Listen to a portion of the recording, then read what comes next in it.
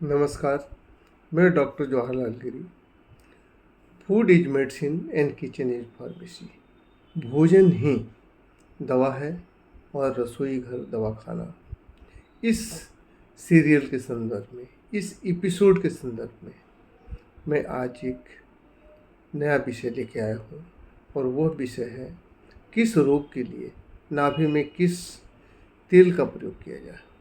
इसके पहले एपिसोड में मैंने आपको बताया था कि नाभि में तेल लगाने के क्या क्या फ़ायदे हैं, और मैंने आपको ये भी एश्योर किया था कि आने वाले एपिसोड में हम आपको ये बताएंगे कि किस रोग के लिए कौन सा तेल सबसे ज़्यादा उपयोगी होगा।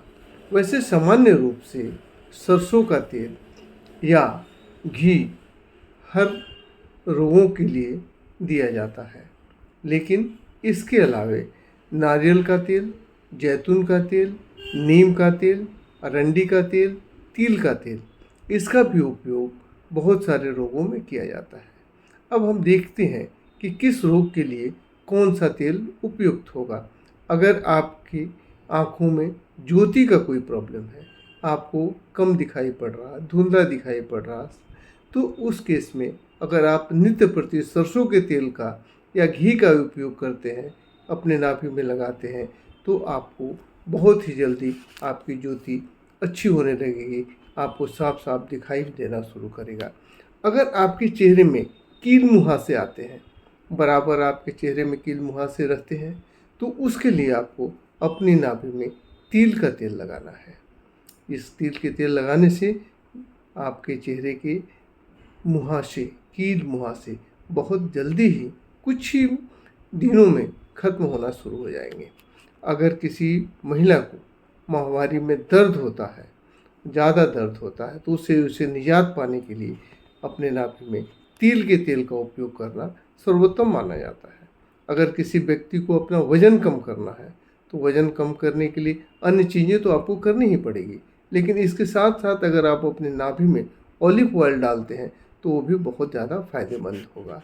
इसके अलावे अगर सूजन आ गई है, किसी को बॉडी में किसी भी जगह पे सूजन आ गई है और आप अपने नाभि में अरंडी का तेल का उपयोग करते हैं, तो उसे सूजन में निजात मिलती है। इसके अलावा पेटों में अगर कोई गड़बड़ी है, पेट फूल रहा है और खाना सही ढंग से पच नहीं रहा है, कभी कभी उल्टी की भी ऐसे लगता है कि उल्टी होगी, तो उस वैसी परिस्थिति में सरसों का तेल नाभि में डालना उत्तम माना जाता है। अब एक बहुत बड़ी समस्या, कई बार महिलाओं को गर्भधारण में समस्या होती है, तो वैसी महिलाओं को लगातार महीनों तक अगर अपने नाभि में नारियल का तेल डालते रहें, तो उसमें उसको बहुत गर्भधारण में बहुत ज़्यादा सहूलियत होती है।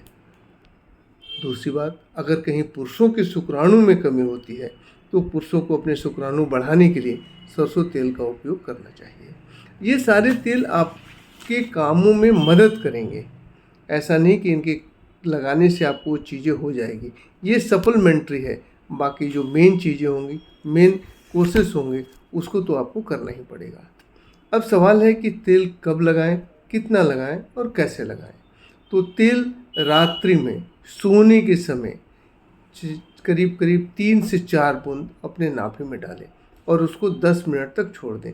जितना तेल अंदर चला गया उतना चला गया, आप चाहें तो 15 मिनट तक भी छोड़ सकते हैं। और उसके बाद बचे हुए तेल को, या अगर कुछ तेल नहीं बचा है तो 2-4 बूंद अपने हाथ में लेके अपने नाभि के 1.5 इंची के एरिया में क्लॉकवाइज डायरेक्शन में अपने हाथों से हल्का हल्का मसाज कर दें।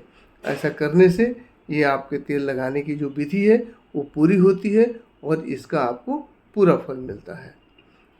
मुझे विश्वास है कि आपको ये बातें समझ में आ गई होंगी और आप अपने लाइफ में निश्चित रूप से इसे उतारेंगे। अगर किसी भी व्यक्ति को इस संबंध में किसी भी तरह का कोई भी शंका हो, समाधान हो, शंका या समाधान शंके का समाधान चाह रहे हैं, तो निश्चित रूप से आप मेरे 9422145568 पे फ़ोन कर सकते हैं और आपको नियमित रूप से हमारा ये एपिसोड ये मिलता रहे, उसके लिए आप हमारे चैनल को लाइक करना, सब्सक्राइब करना ना भूलें। नमस्कार।